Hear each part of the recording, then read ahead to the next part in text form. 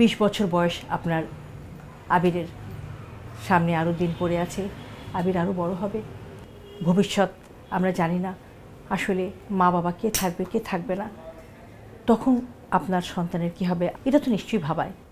অবশ্যই অবশ্যই ভাবায়। কি ব্যবস্থাপনা থাকলে পারে, রাষ্ট্রের উদ্যোগ কিংবা সামাজিক উদ্যোগ, কি ধরনের উদ্যোগ থাকলে পারে আসলে আমাদের এই বিশেষ চাহিদা সম্পন্ন সন্তানদের ভবিষ্যৎটা নিরাপদ হয়, সুন্দর হয়, মর্যাদা সম্পন্ন হয়?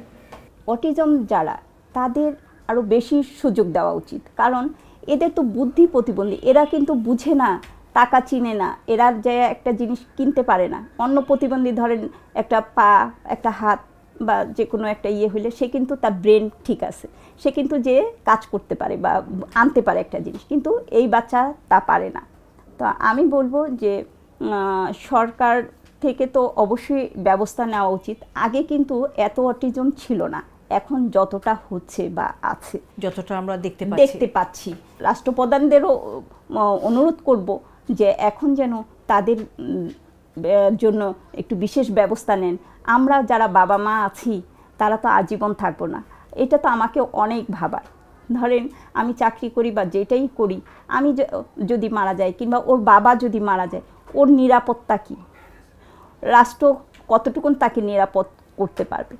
আমরা কিন্তু বিশ্বের উন্নত দেশগুলোতে দেখি যে এই বাচ্চাদের জন্য অনেক ফেসিলিটি আছে, যে হোম আছে, তারপর দেখার, তারপরে হচ্ছে সে যদি বাসায়ও থাকে, যেই বাসায় থাকে তার জন্য গাড়ি থাকে, তার জন্য ফেসিলিটি থাকে, কিন্তু আমাদের দেশে কিন্তু এখনও আমরা সেরকম পাচ্ছি না বা দেখতেছি না।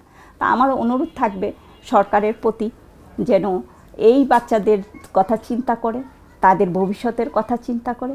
আমরা যারা বিশেষ সন্তানের বাবা মা রয়েছি তারা যেন একটু নিশ্চিন্ত থাকতে পারি যে না, আমার অবর্তমানে আমার বাচ্চাটা অন্তত ঠিকমতো খেতে পারবে, ঠিকমতো বসবাস করতে পারবে, তার নিরাপত্তাটা থাকবে।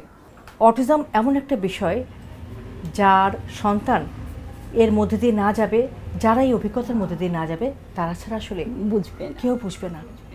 আমরা হয়তো কথা বলছি, তুলে ধরছি আপনাদের কথা, কিন্তু আপনারাই জানেন যে এই পথ চলতে কতটা কষ্ট, কতটা মানে কষ্ট যে চাপা দিয়ে রাখতে হয়, কত ইচ্ছে যে অপূর্ণ থেকে যায়, কত জায়গা যে আমরা যাই না, সেটা তো একটা কষ্টের। কিন্তু সেই কষ্টটাকে আপনারা জয় করেছেন, আপনার অটিজম বৈশিষ্ট্য সম্পন্ন সন্তান আবিরের মুখের দিকে তাকিয়ে।